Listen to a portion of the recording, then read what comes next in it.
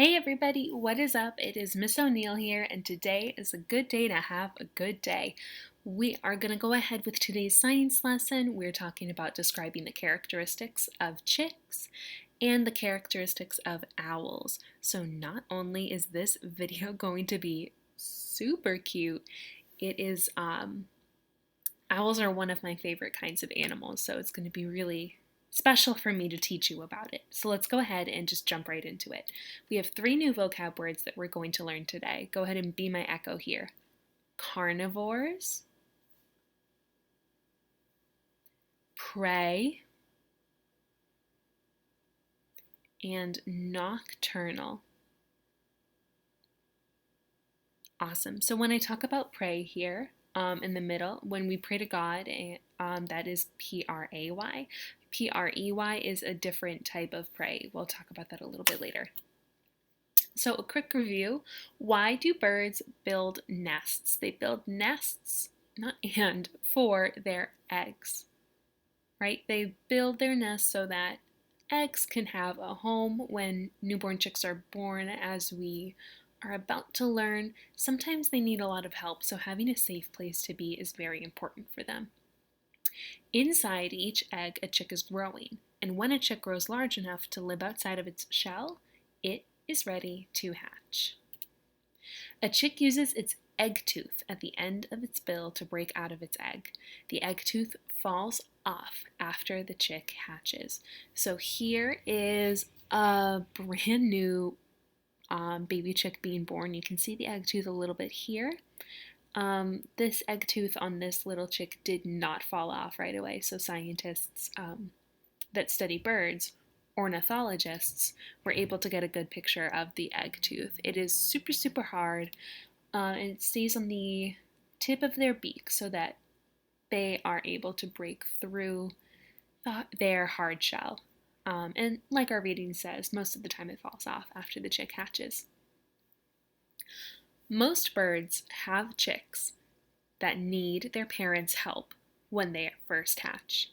These chicks cannot see or walk, they're born blind. They have very few feathers and cannot fly. The parents bring food, such as insects, to the nest for the chicks to eat. All songbirds have chicks that need their parents' help. So here I'm going to show you a picture of brand new born baby robins. Okay, you can see very few feathers here. They're mostly bald except for right on the top of their head. They have those few feathers there.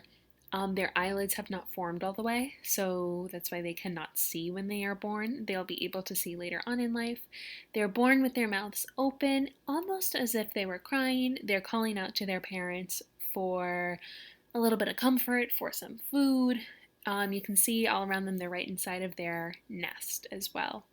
So they're not flying away, they're not going anywhere. They're just calling for their parents. Chicks of other birds, though, such as ducks, geese, swans, chickens, and turkeys, can see, walk, and feed themselves very soon after they are born. These chicks have soft feathers called down. Within a few days after they hatch, these chicks are walking or swimming and finding food for themselves. Crazy! A few days after they're born. That's like being 5 days old. Right after your birthday, and just getting up and going and getting yourself a bottle. That's crazy. Often, these chicks stay near their parents, though, until they are grown. They have a lot to learn. So here is a really cute slide. We have little baby ducks over here. They all follow their mom. We have baby chickens over here and baby geese over here. So you can see their down. You can see their very incredibly soft feathers here. These guys are just sleeping, that's why their eyes are shut, but you can see they are born with their eyes open. They are ready to rock and roll as soon as they are born. I also wanted to show you a really quick video. These are baby turkeys, like newborn baby turkeys just learning how to walk.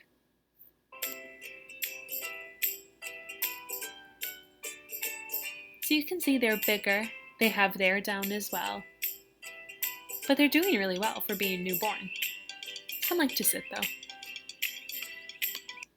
Awesome. So that's going to be it for talking about chicks today. Now we get to talk about owls. Before we start talking about owls, though, I am going to play you little bits and parts of this video. I want you to tell me what thing that owls have in common. Or you can think about a lot of things, but we're going to be talking about one. Oops. Hold on. I got this.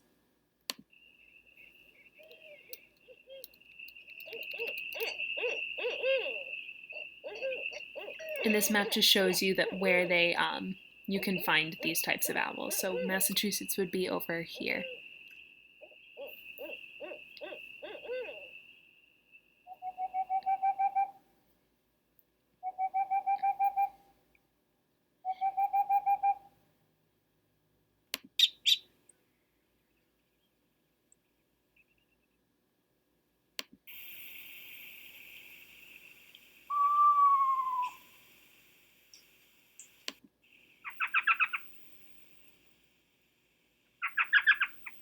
I know I'm going kind of fast, but that's okay.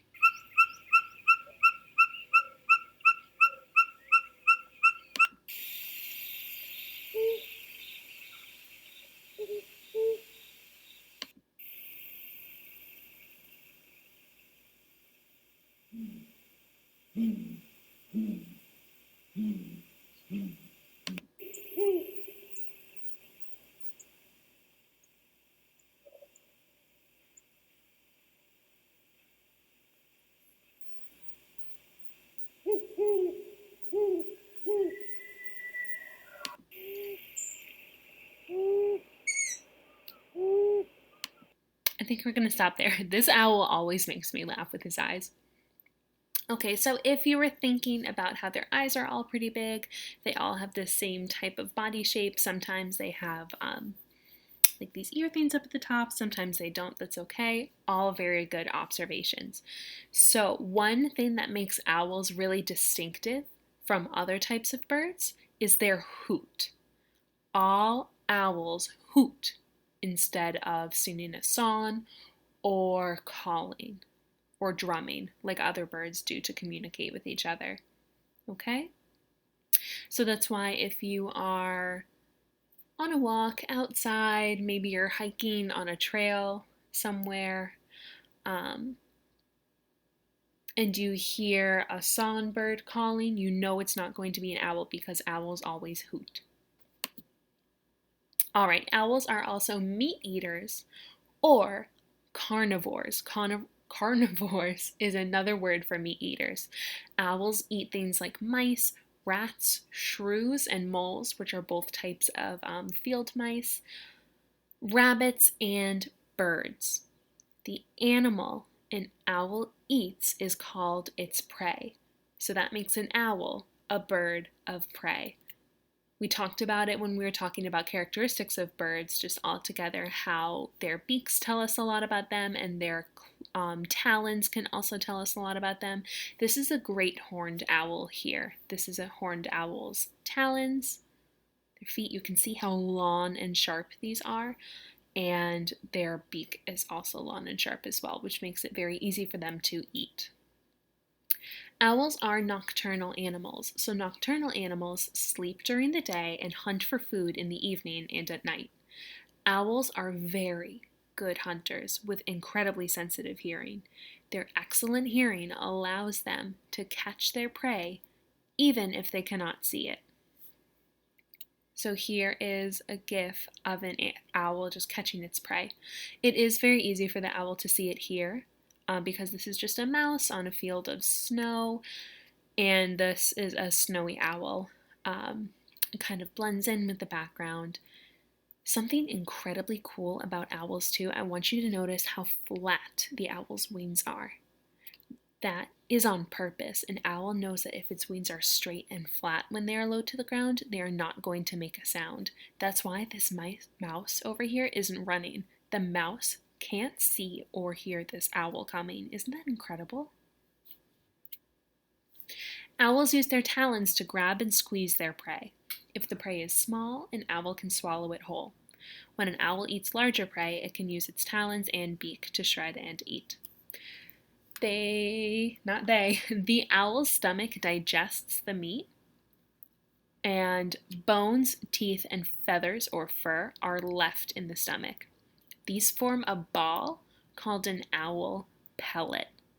And the owl coughs up the owl pellet, kind of like how if you have a cat, I know Philip, you definitely know that cats lick themselves and they try to clean themselves, get their fur off, and then they end up swallowing a lot of their fur by accident.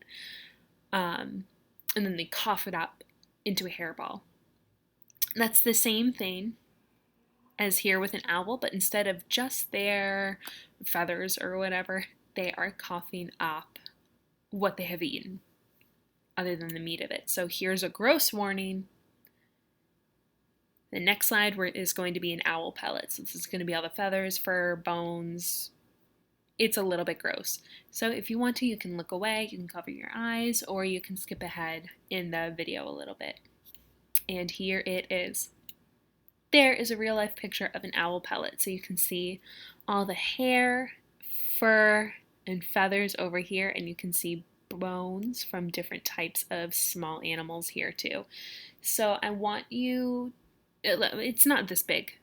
Owl pellets are actually very, very small. So owl pellets are usually like about the size of your pinky. Okay? Not your baby brother's pinky. Not your mom or dad's pinky, but your pinky, like a smaller pinky, only like an inch or two. All right, owls are very helpful to farmers because they eat rodents and other mammals that damage crops. Right, if there is a farmer that's having like a mouse problem, these mice keep eating all of the, berries and the blueberry bushes. An owl is incredibly helpful and can get rid of the mice, just like a cat could get rid of the mice too. Because owls are helpful here, there are laws that protect them from being hunted and killed. A lot of owls are endangered as well. We talked about endangered species in social studies a while ago. So these owls are protected. And because owls are my favorite animal, and I know that what we just read and saw makes them look like really, really scary things, I just wanted to show you a picture that shows you that not all owls are bad. Owls are actually incredibly very cute, in my opinion, I think. That's just because they're my favorite animal, though. All right, so really, really quickly, here's our new vocab again. Carnivores, we know, means an animal that is a meat eater. We know that prey is an animal that other animals eat. An animal another animal eats. Yes. So in that GIF that we saw, the owl scooped up the mouse.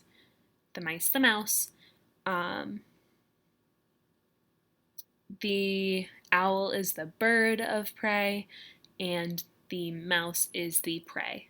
Okay? And nocturnal. An animal that sleeps during the day and is awake and hunts for food at night. All right. So, one more funny owl video. I know we talked about how sneaky they are and how quiet they can be. Guys, I just really love owls. Like, how funny and cute is this?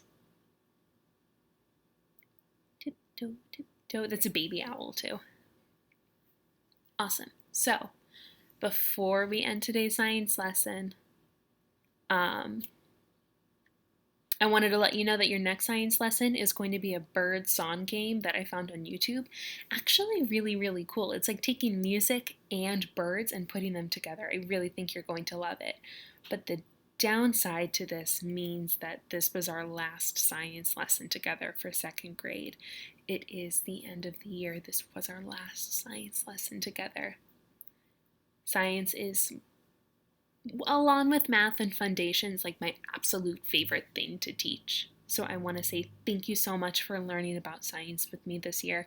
I love you a lot. I miss you a bunch, and I cannot wait to see you again at school.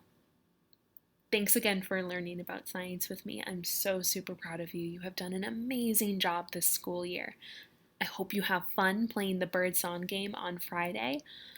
Don't worry, I'll still be uploading Tomorrow we'll have our social studies video, we'll have religion and math, and there we go, foundations, until the end of the year too. So again, thank you so much. Love you a lot, miss you a bunch. We'll see you later. Bye.